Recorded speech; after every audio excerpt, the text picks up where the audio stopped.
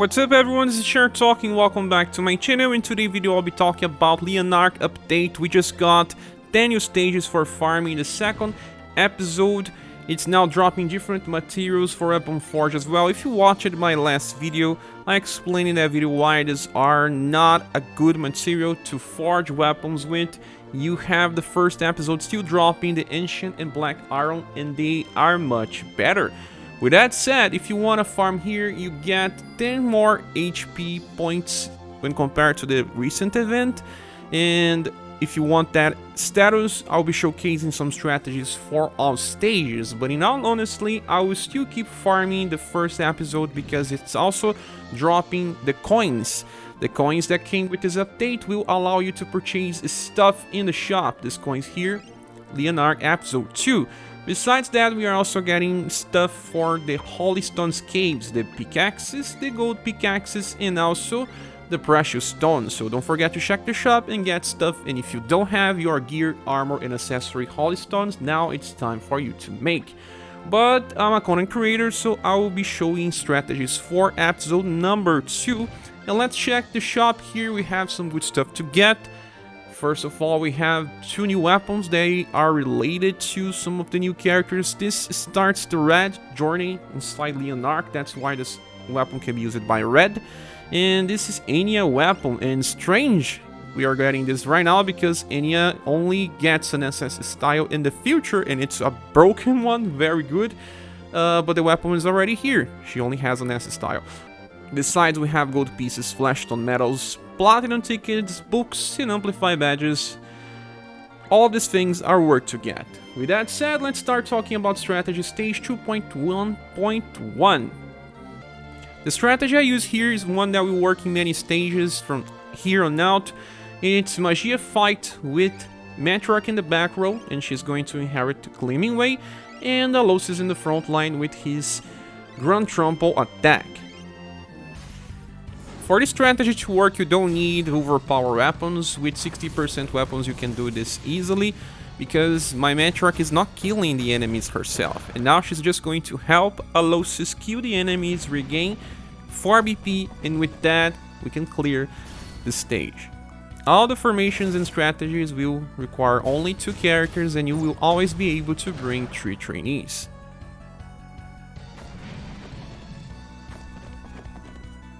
Now the last one has a mix of enemies. This is something that you find in many of the stages here. First wave with some enemies, the second one with different ones, and in the third a mix of them all. Moving now to stage number 2, we have Magical Shower X formation with Vassault and Mesarthim. Well, Mesarthim is used as she is, and Vassault is used with his Diamond Dust on 9. If you don't have that, you can bring Muse or even Global X Undine with an inheritance of an AoE attack. Okay, this formation is very helpful right now because it increases the action order. So your mages will attack first, and also increase the damage that they do when they attack weak targets. The enemies are aligned in rows and columns a lot here, but you don't need, at least on the stage, to follow this. My weapons were strong, with 70% increasing damage. But I don't think you need overpowered weapons if you have the right characters. Moving on to the next stage, 2.1.3. This one I use a combination of column attack. Well, we are using the Magia fight formation, and this one has Aunus in the back row with his normal cycle. I'm not even using a powerful weapon, just the one that he got from his event, because otherwise he breaks the cycle. In the front line, you're going to have Gray, and Gray is using Waterfowl Blade Plus. This is amplified, increases scatter petals, but you can also use the right characters like Welfare Katarina with Waterfowl Blade Plus inherited, or the newest version of Actor, or even Summer Final Empres. You can also inherit Waterfowl Blade Plus. Well, the good thing about this formation is that Aunus will always go first, even being in the back, and he's a fast attacker. That means the Waterfowl Blade will always kill the enemies. I don't needed to use a weaker weapon because he can only finish the first wave by himself, not the second one. But that's probably because my weapon is not 90%. And this strategy works for other stages as well, where the enemies are aligned in a column. All of them are weak to slash. They made this exactly for Waterfowl Blade Plus. And Aunus is actually a very good farmer. And since Dre is a free character, it's actually super easy to farm here if you got Aunus. If you don't, you can also use 2 Waterfowl Blades as well.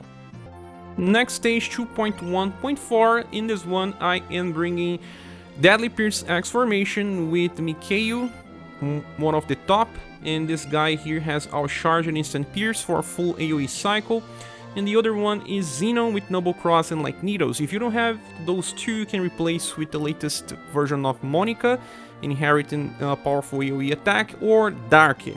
All of them work as well. It's good to have Zenon because he's a fast attacker. That means that he will always go first and he can finish the first wave by himself with a 75% weapon. Now it's time for Mikhail, and he can also finish this second wave because his out charge is very powerful and his weapon is also close to 80%. Now in the last wave, it's just the combined power of them together. Instant Pierce deals 45 against the first enemy, and Zenon deals a little less. And the next stage, 2.1.5, has enemies weak to all elemental types, and we can bring Amazon Redux formation with Arthur in the front line because of his chase that deals fire damage. And he's also pretty fast, very easy to use. The other one is Urpina. I didn't inherit anything, but left Mirage Blade on 10. She's going to use sun damage to kill them fast. Well, Arthur is in the front line, so that means that he will always go first and kill the first wave by himself with Infinity Trajectory. Sometimes you get combos, but all that matters is that he killed the first enemies. He actually does the same damage with the first hit and the second, because his enemies have high resistance to physical, but pretty weak to magical. And now it's time for Urpina to kill the second wave. And if you don't have Urpina, bring Rick. He works pretty much the same, it's even stronger. But I'm using Rick in another stage.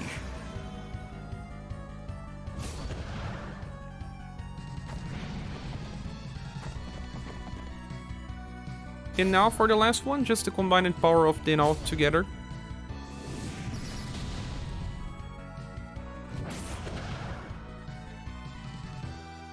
Moving on to the next stage, 2.2.1, we can bring 2 gunners with a Deadly Pierce X formation. In this case, I'm bringing Leon, and Leon just needs to get the Material Shock to 11 and Random Shock to 5. The other character here is Emelia, and she gets Dual Wield Shot to 7, Sweet Hit to 12, and Inherit Total Shot. You can also bring Maeve, or you can also bring T260G with Inheritance. They all work, even the newest Rofas with Submachine Gun on 6. Well, everyone should have Leon by today's standards, so it's more about this secondary gunner that you'll be using. Emelia can also use Random Shot 3 times in a row with other style, but Dual Wield Shot deals more right on start.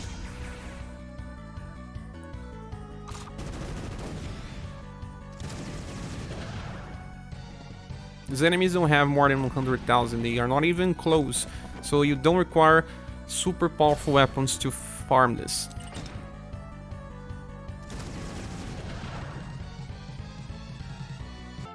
And the next stage, 2.2.2, you find enemies that are weak to slash again. So in this case, I brought Arthur with the Platinum style of Madeleine inheriting Luna Fulgur, because this actually deals a lot of damage and they combo well together with not many actions. Arthur just goes as he is, but you can also increase his Sonic Slash inherited for 4, because that guarantees that he goes first. And in this case, I have my Madeleine in the front line so that she gets even higher increased order, since we are already using a fast attack with Arthur. Killed one enemy because the weapon is strong, but if your weapon is not as strong, it's still okay, he will kill with the chase attack. Now he uses Sonic Slash and call it for Talon. Won't kill the enemy, but then we have the Moon Burst here to finish.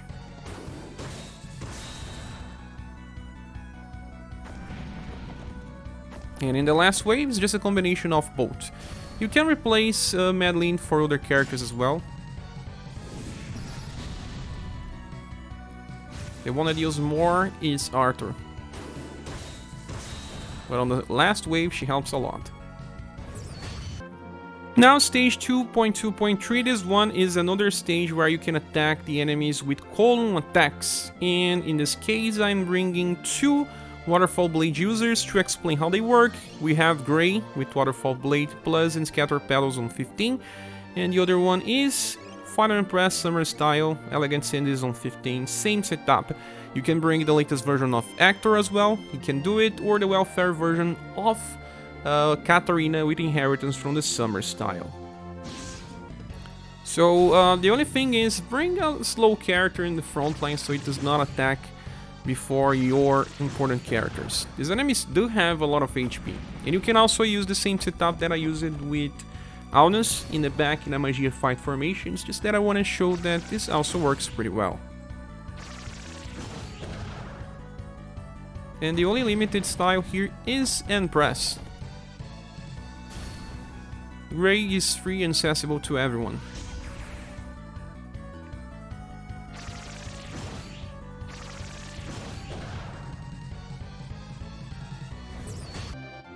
Moving on to stage 2.2.4, this one has enemies weak to Shadow and Slash, but at least the last one is only weak to Slash and resistant to Shadow, so you still have to bring Slash damage.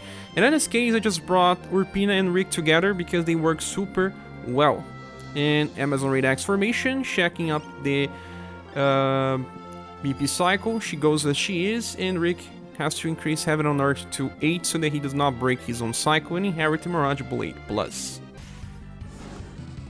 Well, we have Black Fighters, they are in a row, but we don't have good attacks in a row to use many times, so AoE will have to do it.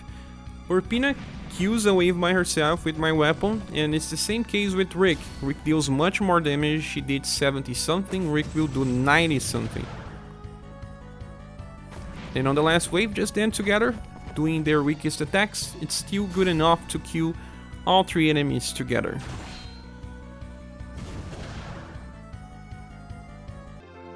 Well, and the last stage is against Black, and has the same HP caps, don't worry, it's just that this one can also be done by 2 characters.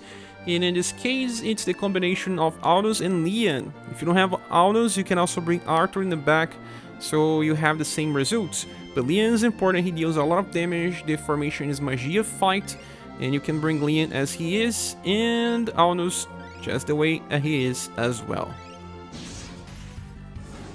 So, why is he here? Because the enemies are aligned in a column, at least on the first wave, and he can kill them by himself. Arthur will do the same, and then you inherit his fast attack, single target, so that he will also attack this enemy to help out. But in the end, Leon does not need help. It's just that you don't break the cycle. See? A lot of damage against this enemy that is weak to blunt. Now, to kill Black, your weapons need to be strong. In the case of Aunus, my weapon is around 78%, and my weapon with Leon is the Remembrance with 35 weapon power. Or else one of your trainees will have to attack. We got a combo, so the damage was higher. This one you can also use trainees to level up skills. But with that said, this is the last strategy. Thank you so much for watching. I hope this can help with your farming. But remember, episode number 1 is better if you want to forge more weapons. I hope to see you soon in the next video. Bye.